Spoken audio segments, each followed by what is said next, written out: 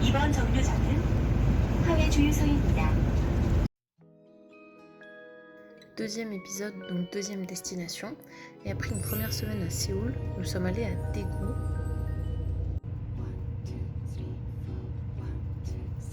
Le premier jour, on n'a pas fait grand chose et Yoon a commis l'erreur de prendre des ramen trop pimentés au convenience store et elle en a donc payé le prix fort.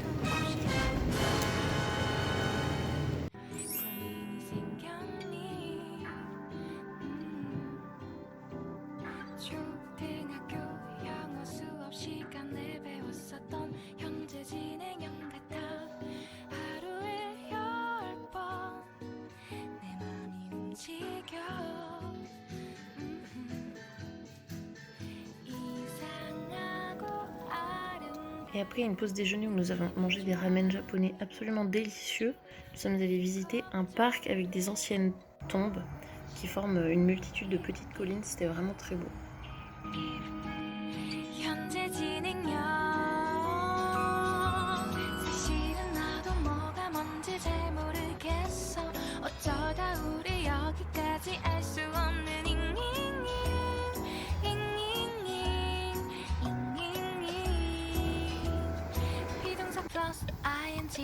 Pour terminer la journée, on a fait un petit tour en centre-ville et on a fait un peu de shopping. Et Yoon a notamment craqué pour pas mal de stickers, parce que comme tous les soirs on s'arrêtait pour faire notre petit carnet de voyage, on s'est acheté des autocollants pour décorer. Et petit poulet frit pour finir la journée. Pour le jour 9, nous sommes partis en expédition à Andong.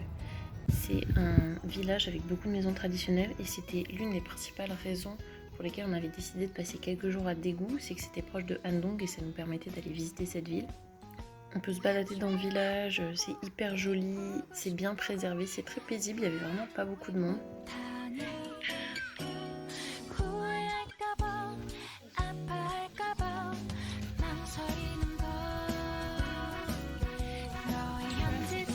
Il y avait un arbre à souhait, donc on en a profité pour accrocher un petit vœu. Et ça, c'est moi qui galère à accrocher le papier à l'arbre.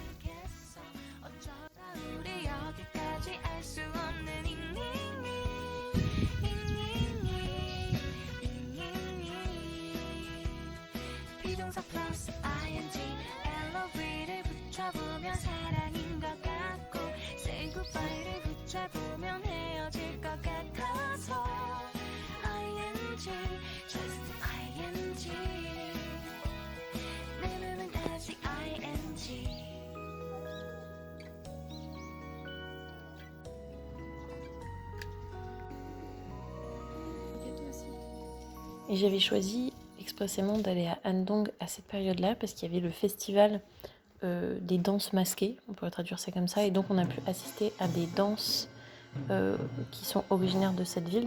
Et c'est une sorte de tradition, une sorte d'exorcisme qui permettait de protéger le village des désastres.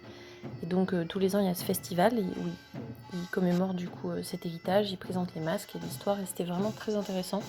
Et c'est constitué d'une succession de petites scènes avec différents personnages.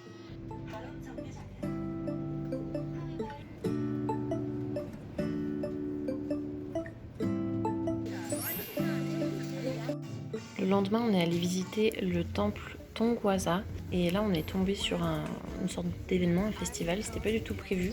Et donc, c'était sympa. Il y avait beaucoup d'animations, il y avait des stands qui présentaient de la nourriture, etc. Du coup, il y avait un peu plus de monde, mais à la fois, il y avait plus de vie dans le temple. Donc, c'était très sympa. Et là, c'était un hasard total.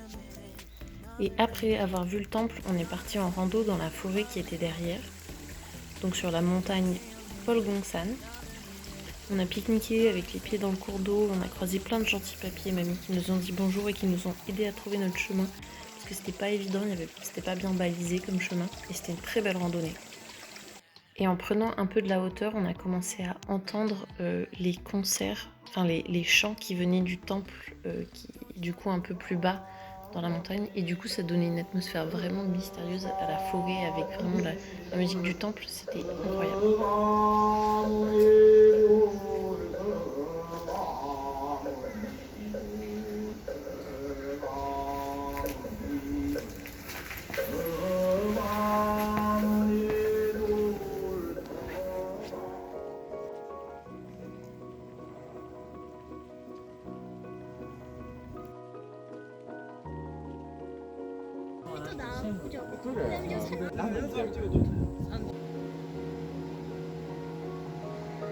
Et pour redescendre, on a pris une sorte de télécabine. Et donc c'était sympa, du coup on est monté à pied, on est descendu aux télécabines.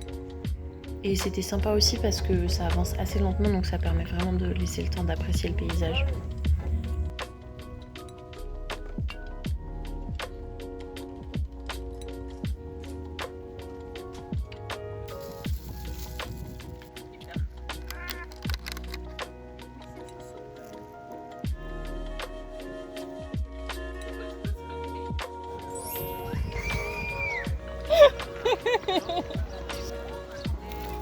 Le lendemain, on a fait un peu la grasse mat et on allait visiter le plus grand marché de la ville où il y a plein de stands de tissus, il y avait vraiment beaucoup de choses et puis on s'est acheté des petites choses à grignoter. Ensuite, on a pris le métro pour aller de l'autre côté de la ville et c'est sympa parce que c'est un métro qui est en hauteur, qui est pas sous terre, donc ça permet de voir toute la ville.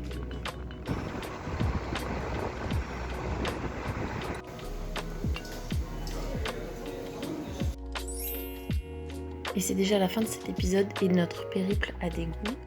Ensuite, nous sommes allés à Gyeongju et je vous dis donc à bientôt pour la prochaine vidéo.